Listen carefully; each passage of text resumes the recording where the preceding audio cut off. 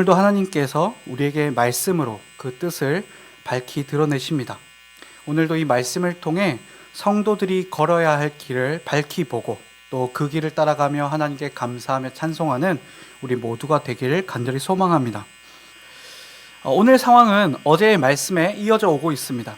다시 한번 기억을 살려보자면 지금 이스라엘은 정복전쟁을 마쳤습니다. 그리고 요단 동편 땅을 받은 르우벤, 갓, 므낫세 절반 지파가 자기네 땅으로 돌아갔습니다. 그런데 이 두 지파 반 사람들이 요단강 근처에 제단을 지은 겁니다. 이것이 엄청 큰 이슈가 되었습니다. 그래서 9지파 반 사람들이 전투 준비를 해서 실로로 이동하게 됩니다. 그리고 전투에 앞서서 제사장을 비롯한 몇몇의 사람들이 이제 우선 동편에 있는 사람들을 만나보게 됩니다. 그러니까 이 사절단은 요단강가에 제단을 쌓은 것에 대해서 굉장히 비난했습니다. 이 제단을 쌓은 것은 하나님을 배신하는 것이라고 이렇게 말을 하고요. 그리고 이 일로 인해서 너희뿐만 아니라 우리 모두 다 하나님께 벌을 받는다. 이거는 결코 좌시할 수 없다. 이렇게 엄포를 놓았습니다. 그리고 오늘 우리 본문으로 이어져 갑니다. 이제 서편 사절단의 말에 이제 르우벤, 갓, 므낫세 반지파 대표자들이 이제 얘기를 합니다. 그 내용은 뭐냐면 오해입니다. 주님을 거역하는 일로 이 일을 한 것이 아닙니다. 다른 이방신을 섬긴 것도 아닙니다. 이렇게 말을 합니다. 그러니까 이 단을 쌓은 것이 서편의 사람들이 생각하는 그런 하나님을 떠나거나 이방신을 섬기는 것이 아니라는 것이죠. 오히려 이렇게 말하죠. 이 단을 쌓은 것은 훗날에 서편 지파 사람들이 동편에 있는 우리를 향해 너희는 여호와 하나님의 백성이 아니다. 그러니 이제 하나님의 성막에서 예배할 수 없다. 라고 할까봐 우리와 당신들 사이에 증거로 세운 것입니다. 라고 이야기를 합니다. 무슨 말이죠? 서편의 9개 반 지파와 동편의 2개 반 지파가 같은 하나님을 섬기며 같은 하나님을 예배한다는 것을 서로에게 그리고 앞으로 태어날 후손들에게 증명하기 위해 이 제단을 본따서 쌓았다라고 이야기하고 있는 것입니다. 그러자 제사장 비느하스를 비롯한 서편의 사절단은 이 이야기를 듣고 보기 좋게 여겼습니다. 그리고 이 사건을 통해서 하나님께서 우리 가운데 계심을 알았다라고 이야기하면서 이 이야기는 일단락이 납니다. 뭔가 이야기가 끝이 났는데 괜히 서로 오해해서 뻘쭘한 상황이 펼쳐진 것 같습니다. 하지만 진짜 그럴까요? 그냥 잠깐 일어난 해프닝일까요? 한번 생각해 보시죠. 만약 서로가 정말 관계가 좋고 서로 신뢰했다면 오늘 이 사건이 일어났을까요? 요단강가에 있는 영문 모를 제단을 보자마자 바로 전투 준비를 했을까요? 뭔가 이 이야기의 저변에 흐르고 있는 분위기가 있을 것 같지 않은가요? 서편의 이스라엘과 동편의 이스라엘의 긴장 상황은 사실 갑자기 생긴 해프닝이 아니었습니다. 서로 전혀 문제가 없었는데 괜히 서편 사람들이 오해를 해서 생긴 문제가 아니란 얘기죠. 이미 동편과 서편의 이스라엘은 이상한 기류가 흐르기 시작했습니다. 함께 전투를 하며 함께 하나님을 섬기는 12지파임에도 불구하고 지리적 경계가 생기니 서로 나뉘기 시작한 겁니다. 그 증거를 우리가 볼 수 있는데요. 어제 읽은 말씀 22장 12절에서 볼 수 있습니다. 거기 보면 서편 사람들은 자신들 9지파 반 자신들을 이스라엘 온 회중이라고 표현하고 있습니다. 갑자기 어느 순간 2지파 반은 빼고 자신들을 온 이스라엘 회중이라고 부르기 시작한 것이죠. 그리고 아마 자신들이 더 우월하다고 생각했을 겁니다. 왜냐하면 진짜 약속의 땅, 모세가 처음에 하나님께 받았던 약속의 땅에 있는 사람들은 서편에 있는 9개 지파 반 그 사람들이기 때문입니다. 그리고 중요한 건 성막이 요단강 서편, 그러니까 9지파 반이 받은 그 약속의 땅에 있습니다. 그렇기 때문에 아마 자신들이 더 정통한 이스라엘 사람들이다, 우리가 더 메이저다라고 생각했을 겁니다. 그리고 이유는 알 수 없지만 되려 요단강 동편의 사람들이 언제든 하나님을 떠날 수 있다고 의심하기 시작했습니다. 서편의 사람들이 이번 사건을 다루는 태도만 봐도 알 수 있죠. 어제 본문인 22장 16절에서 다짜고짜 이건 하나님에 대한 반역이며 하나님을 거역하는 것이다 라고 이야기를 시작하는 것 보면 이미 동편 사람들에 대한 의심, 그것이 공식적이진 않겠지만 서편 땅에 있는 많은 사람들의 마음에 암암리에 흐르고 있었다는 것입니다. 반면 동편의 사람들은 뭔가 자꾸 따돌림 당하고 있다고 생각이 들었을 겁니다.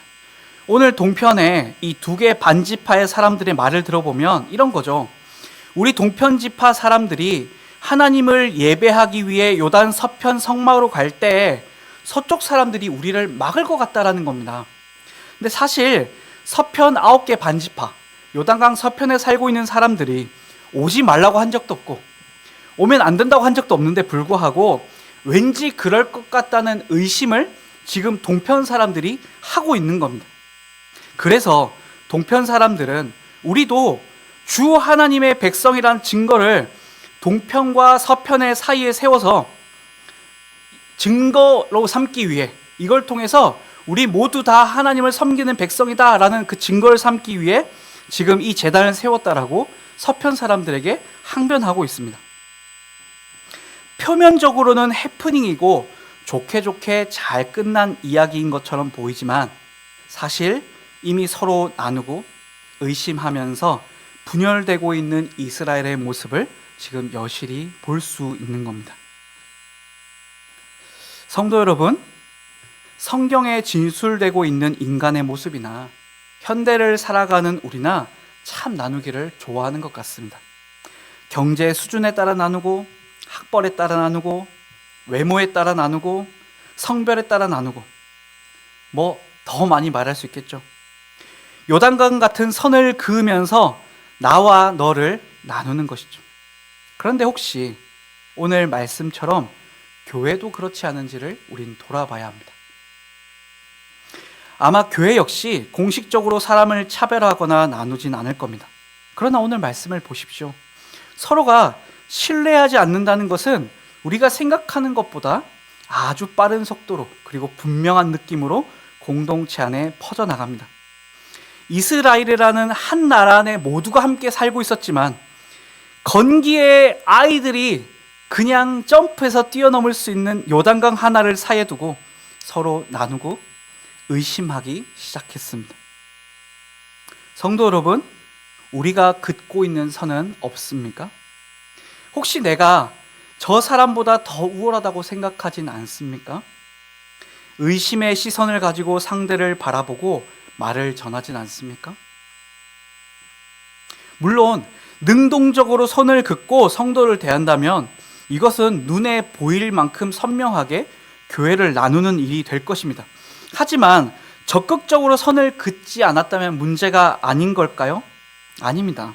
왜냐하면 우리는 본능적으로 사랑하고 하나 되기보다 쪼개고 미워하는 것이 훨씬 익숙한 죄인들이기 때문입니다. 아마 어쩌면 무관심하다라는 그 방패 뒤에 숨어 있으면서 그 무관심의 요단강을 이미 나와 그들의 사이에 그어두었을지도 모를 일입니다. 그리고 그 선을 그었다는 걸 나 자신도 지금 모르고 있을 수도 있습니다. 성도 여러분의 선은 없습니까?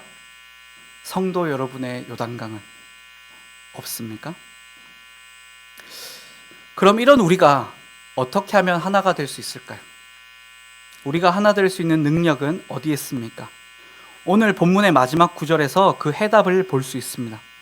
주님께서 하나님이심을 우리 모두에게 증명함이라고 하였다. 갈등의 상징인 제단의 이름은 이제 주님께서 하나님이심을 서로에게 증명하는 증명의 상징이 되었습니다. 갈등이 하나님을 향한 그 신앙, 한 분의 하나님을 향한 신앙으로 봉합된 것이죠. 우리의 마음에 있는 나누는 선을 물리치는 방법은 주님께서 우리의 하나님이시다라는 고백에 있습니다. 교회가 이 고백으로 하나가 되는 것이죠. 모든 것이 달라도 함께 여호와 우리 주님을 하나님으로 모신다는 그 사실 하나로 우리는 일치가 일어나게 됩니다.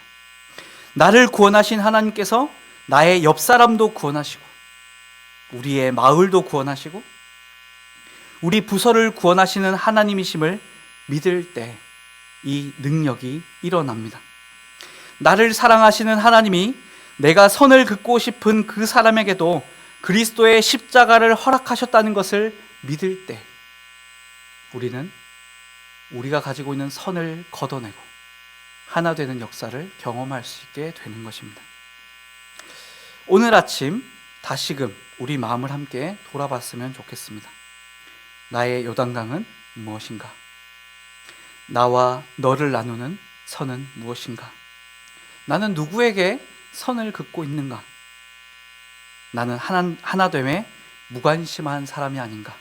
그래서 오히려 무관심의 선을 투명하게 그어둔 것이 아닌가?